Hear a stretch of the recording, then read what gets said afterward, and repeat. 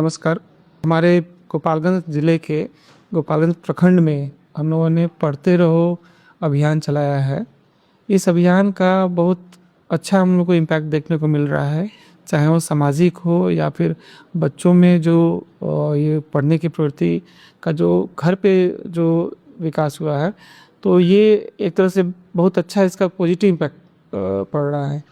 पहले हम लोग ये जो हम लोग देखते थे कि विद्यालयों में तो शिक्षक लोग ध्यान देते थे, जितने बच्चे काम कर रहे हैं ये बच्चे पढ़ रहे हैं, लेकिन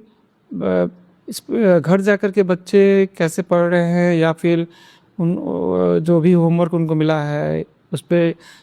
गार्जियन लोग, उनके अभिभावक लोग कितना ध्यान दे पा रहे हैं, इसकी कोई हम लोग मॉनिटरिंग या फिर उसका कोई टूल नहीं था हम लोग के पास उसको जज करने के लिए। सर, एक सवाल है इसमें कि ये शुरू कैसे हुआ, इसके बारे में बताएं।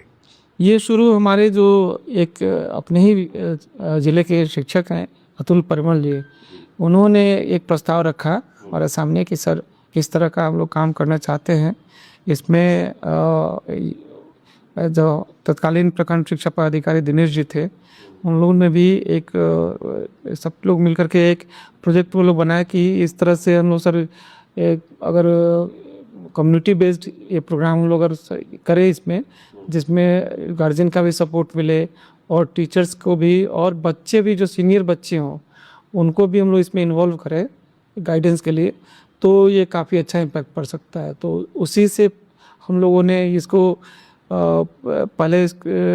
ये जो गोपालगंज प्रखंड में ही शुरू किया कि कम से कम एक बार इसका इम्पैक्ट देखा जाए कि किस हद तक होता है। और जब ये शुरुआत हुआ तो आपका एक विद्यालय है यहाँ पे जादवपुर में, वहाँ से उसमें मैं भी शामिल हुआ था, तो काफ़ी अच्छा लोगों में मतलब जोश देखने को मिल रहा था कि लोग काफ़ी इसको लेकर के उत्साहित थे और ख़ासकर जो अगल बगल के गार्जियन थे वो लोग भी काफ़ी खुश थे कि कम से कम सरकार जो है और जो हमारे शिक्षक जो है विद्यालय के बाद भी बच्चों पर ध्यान दे रही है। तो इसको लेकर के काफ़ी अच्छा रिस्पॉन्स मिला। किस हद तक लोगों को फायदा मिल रहा है, क्या फीडबैक्स आ रहे हैं पेरेंट्स पीओस? देखिए, सबसे पहले तो हम लोग जो खासकर सरकारी विद्यालयों में देखते हैं कि बच्चे विद्यालय आते हैं, विद्यालय के स्तर पे जो भी रूटीन एक ड्यूटी फॉलो होती है उसमें पढ़ते हैं, फिर अपने चले जाते हैं। और जो हमारे सरकारी विद्यालयों के बच्चे हैं, खासकर जो उनका सोशियो इकोनॉमिक बैकग्राउंड है, वो देखिएगा तो उसमें उनके पास जो एक तरह से उतना जो आर्थिक संपन्नता नहीं है कि केवल वो पढ़ाई पे फोकस्ड रहे। तो अब इस तरह के भी गार्जियन आपको मिल जाएंगे जिसमें कि वो बच्चों से भी कुछ उम्मीद करते हैं कि वो कुछ काम करें इस तरह से या फिर कुछ उनको सपोर्ट करें उनके काम में। हाँ जी, तो उसमें वैसे हम लोगों ने जब गार्जियन को मोटिवेट किया कि आप अभी केवल बच्चों की पढ़ाई पे अगर फोकस कीजिएगा तो इसका आउटपुट आपको और ज़्यादा अच्छा मिलेगा। तो ऐसी स्थिति में जो गार्जियन है वो मोटिवेट ज़्यादा हुए हैं और वो बच्चों की पढ़ाई पर ज़्यादा फोकस कर रहे हैं। और रेडियो वर्षा भी इसमें बहुत सब जी है, बहुत लगातार हम लोग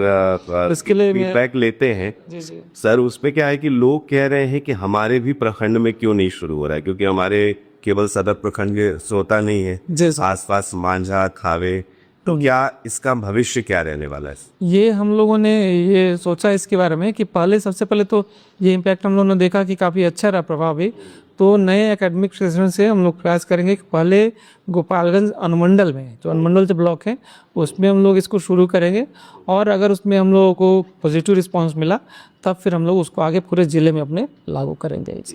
तो सर, एक बार संदेश क्या देना चाहेंगे जो लोग रेडियो वर्षा का पेज देख रहे हैं? मेरा ये सभी दर्शकों श्रोताओं से यही अनुरोध रहेगा कि कम से कम आप लोग अपने अगल बगल में और स्वयं आपके घर में भी अगर सरकारी विद्यालयों में बच्चे जाने वाले हों इस तरह के, तो उनको सपोर्ट कीजिए, घर पे पढ़ने के लिए मोटिवेट कीजिए और उनको प्रोत्साहित इस तरह से कीजिए कि बेटा जैसे विद्यालय में जो आपकी पढ़ाई हो रही है उसको जब तक आप रिवीजन उसका नहीं कीजिएगा, जब तक घर पे उसको टाइम नहीं दीजिएगा तब तक उतना फ़ायदा आपको नहीं मिलेगा। इसलिए मेरी सबसे यही विनती और अनुरोध रहेगा कि आप लोग अपना दायित्व जो एक अभिभावक का, एक गार्जियन का रहता है, उसको अपने घर पे पूरी तरह से निभाएं और बच्चों को इस उम्र में जो है पूरी तरह से केवल पढ़ाई पे फोकस करने के लिए ही उनको प्रेरित करें। धन्यवाद।